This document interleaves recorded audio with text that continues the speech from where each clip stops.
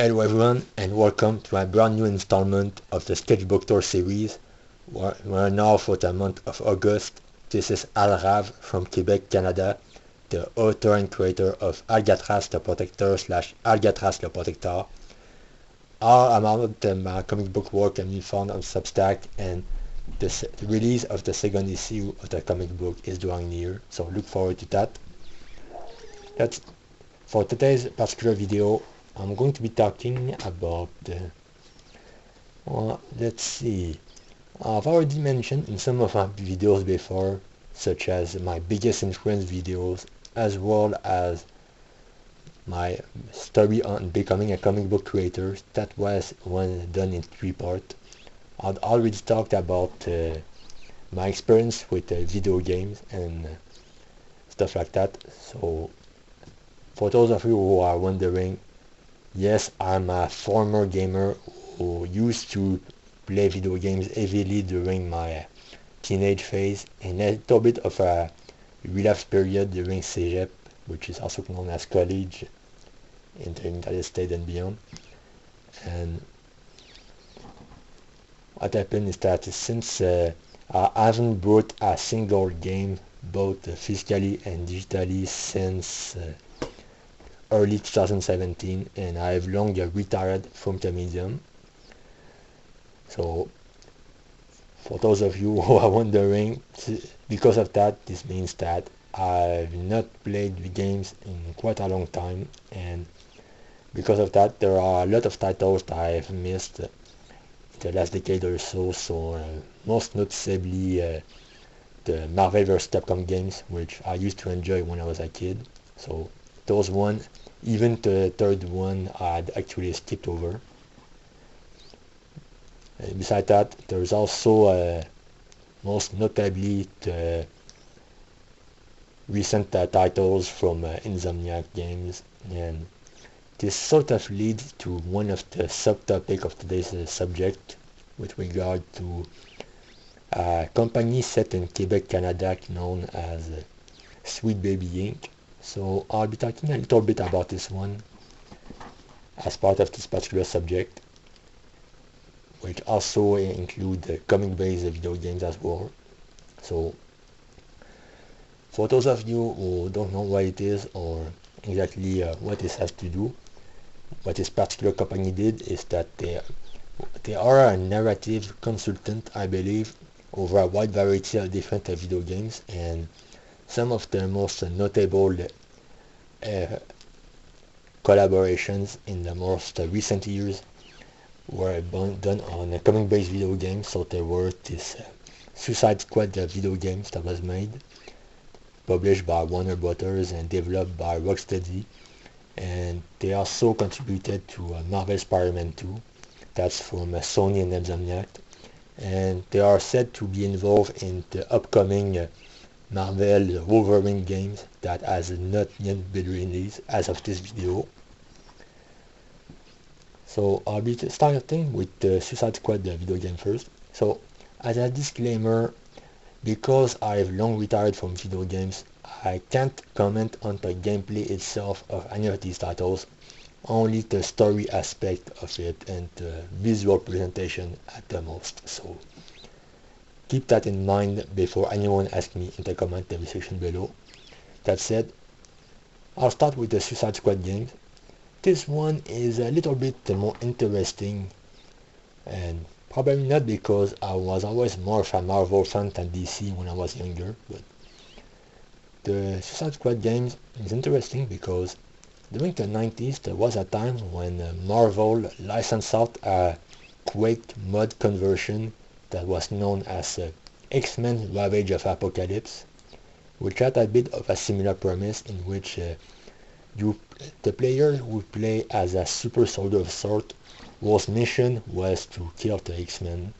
The only difference is that in the story of that game, it was explicitly clear that the goal of the player, you weren't shooting the actual X-Men themselves, but clone of the X-Men. So the end goal was still to rescue the originals from Apocalypse captivity. So that was sort of the game. the Suicide Squad games that was published in the most recent years, the marketing relied heavily on the shock value of playing as the villain to kill the heroes, except that in the final games, as everyone can notice, you weren't actually killing the heroes, you were actually killing evil aliens that happens to have used the heroes as puppets. So that kind of made the whole promise fall flat in his face. Just like the game as a whole. So let's just say that the idea of making a Suicide Squad game probably made sense from a commercial and marketing standpoint because he did add several movie adaptations, I believe at least 2 of them. So making a video game kind of made sense, and there might have been reference to that as well in some of the Batman Arkham games. It's just that they made it into this live service game that tried to rely on shock value to draw players in, and that's sort of why it failed ultimately. Now, as for Marvel Spider-Man 2, this one is very easy for me to review. It is post One More Day's tool, meaning it is a legitimate adaptation, and I refuse to waste my time with this one. So that's out of the way. Now, as for Marvel Wolverine, this one I'll touch a little bit over it. So there's been a lot of complaints already before the game even came out, simply because the character design, the face models, and this maybe other stuff as well. And even at its worst, there is one good thing I can say about this game, is that no matter how good or bad the end result will turn, it's still a massive improvement over the old Super Nintendo game Wolverine Adamantium Rage. I grew up with that, and that game was notoriously bad, so don't ever play it.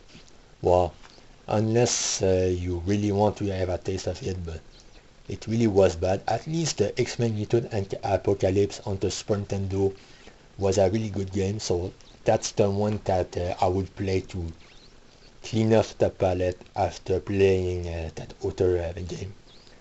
So even at its worst, the Insomniac version will definitely be better than the Algerian one.